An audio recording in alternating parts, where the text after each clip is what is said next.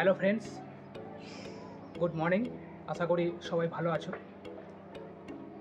তো আজকে আমি তোমাদের সাথে আলোচনা করব অর্থাৎ চাকরির পরীক্ষায় যে সমস্ত অঙ্কগুলো রয়েছে, তো সেই অঙ্কগুলো তোমরা কীভাবে করবে বা সহজ উপায়ে কীভাবে মনে রাখবে তার কিছু ট্রিক্স অর্থাৎ উপায় আমি তোমাদেরকে বলে দেবো। তোমরা পারলে সেটাকে ফলো করতে পারো। কীভাবে তোমরা অঙ্ক মনে রাখবে বা তাড়াতাড়ি করতে পারবে তার একটা সহজ উপায়। তো দেখো, আমরা মাধ্যমিক সময় যে সমস্ত অঙ্কগুলো করেছি তার থেকে এখন চাকরির সময় যে সমস্ত অঙ্কগুলো করি, সিস্টেম সম্পূর্ণ ডিফারেন্স। ঠিক আছে, মাধ্যমিকের সময় আমরা অনেক বড় বড় অঙ্ক তাড়াতাড়ি করেছি, কিন্তু এখন সেটা সম্পূর্ণ আলাদা।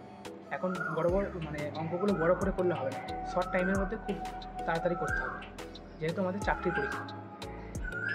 তো কীভাবে করব? দেখো, অঙ্ক করার 4টে ট্রিক্স রয়েছে। Number 1, 0 to hero. অর্থাৎ তোমাদের মধ্যে যারা নতুন রয়েছে, একদম নতুন, তাদেরকে বলবো তোমরা একদম পুরো গোড়া থেকে শুরু করো, অর্থাৎ প্রথম থেকে শুরু করো। অর্থাৎ তোমাদের বেসিকটাকে স্ট্রং করতে হবে। আর যারা পুরনো, যারা অলরেডি প্রিপারেশনের মধ্যে রয়েছে, তাদের তো আলাদা ব্যাপার, তাদেরকে নিয়ে চাপ নেই, তারা যেখান থেকে শেষ করেছো সেখান থেকেই শুরু করো। কিন্তু যারা একদম নতুন, তাদেরকে বলবো তোমরা বেসিক থেকে শুরু করো, অর্থাৎ একদম 0 to হিরো। অর্থাৎ আমরা সবাই জানি কেউ একেবারেই হিরো হয়ে যায় না, তাকে 0 থেকে শুরু করতে হয়, তবেই সে একদিন হিরো হয়। এটা হলো 1 নম্বর। 2 নম্বর হচ্ছে সিকোয়েন্স অফ চ্যাপ্টার। অর্থাৎ অঙ্কের যে সমস্ত চ্যাপ্টারগুলো রয়েছে সেই চ্যাপ্টার ওয়াইজ অঙ্কগুলো করতে হবে। অর্থাৎ আজকে আমি অ্যাভারেজ করলাম, কালকে আমি প্রফিট অ্যান্ড লস করলাম, পরশু দিন আমি পার্টনারশিপ করলাম, এরকম করলে হবে না। অঙ্কেরও একটা সিস্টেম রয়েছে, চ্যাপ্টার ওয়াইজ করতে হবে। যেমন কি দেখো, বললে তোমরা বুঝতে পারবে। যেটা হলো আজকে তোমরা প্রথমেই যদি প্রফিট অ্যান্ড লস করতে যাও তাহলে কিন্তু সমস্যা হবে। কিন্তু তোমরা যদি প্রথম পার্সেন্টেজ করো, পার্সেন্টেজের চ্যাপ্টারটা করো, তারপরে প্রফিট অ্যান্ড লস করো, তাহলে তোমাদের সুবিধা হবে। আবার তোমরা যদি প্রথম রেশিও অ্যান্ড প্রপোর্শন করো, তারপরে পার্টনারশিপ করো, তবেই তোমাদের কাছে চ্যাপ্টারগুলো সহজ হবে। তাছাড়া তোমরা যদি টাইম অ্যান্ড ওয়ার্ক চ্যাপ্টারটা বাদ দিয়ে যদি পাইপ অ্যান্ড সিস্টেম, নল চৌবাচ্চা অঙ্ক করতে যাও, তাহলে একটু অসুবিধা হবে।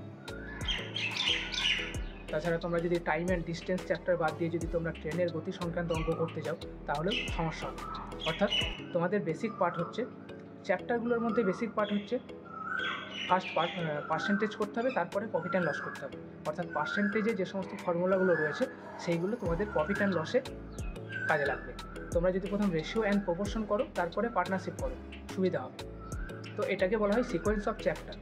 তোমরা যদি কোচিং নিয়ে থাকো তাহলে অবশ্যই তোমরা সেইভাবেই অঙ্কগুলো করবে। কোচিংয়ে যে সমস্ত স্যাররা রয়েছে, স্যাররা এইভাবেই অঙ্ক করায়, তো অবশ্যই কোচিংটা নেওয়া দরকার। 3 নম্বর হচ্ছে মেক এ নোট। অর্থাৎ তোমাদেরকে একটা ক্লিয়ার নোট তৈরি করতে হবে।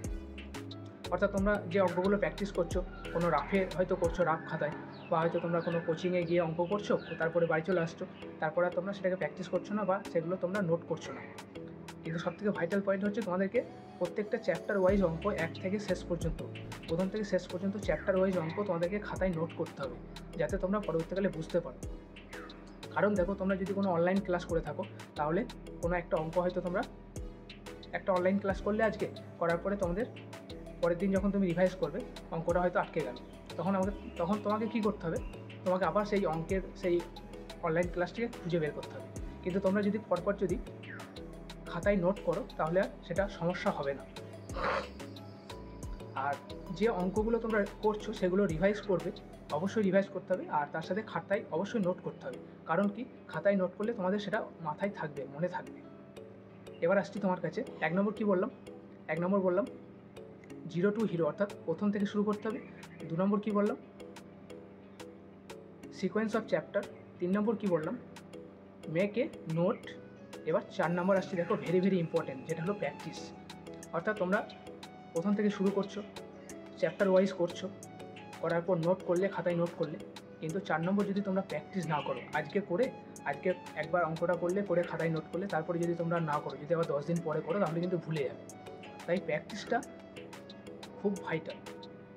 এই যে 4টে পয়েন্ট বললাম, তার মধ্যে প্র্যাকটিসটা খুব ইম্পর্টেন্ট। কথাতেই আছে practice makes a man perfect, অর্থাৎ তোমাকে বারবার প্র্যাকটিস করতে হবে। যে কোনো অঙ্ক, যে কোনো কাজ, যে কোনো পড়া যত বারবার প্র্যাকটিস করবে ততই তোমাদের কাছে সেটা ইজি হবে। ওকে, আশা করছি তোমাদেরকে বোঝাতে পারলাম। তো অঙ্ক যখন করবে তোমরা এইভাবে এই 4টে স্টেপ ফলো করো, দেখবে তোমাদের অঙ্কের অনেক ইমপ্রুভ হবে। তো থ্যাংক ইউ বন্ধুরা, আশা করি ভিডিওটা তোমাদের কাছে অনেকটা হেল্পফুল হলো। ভালো থাকবে, আবার দেখা হবে অন্য কোনো ভিডিওতে।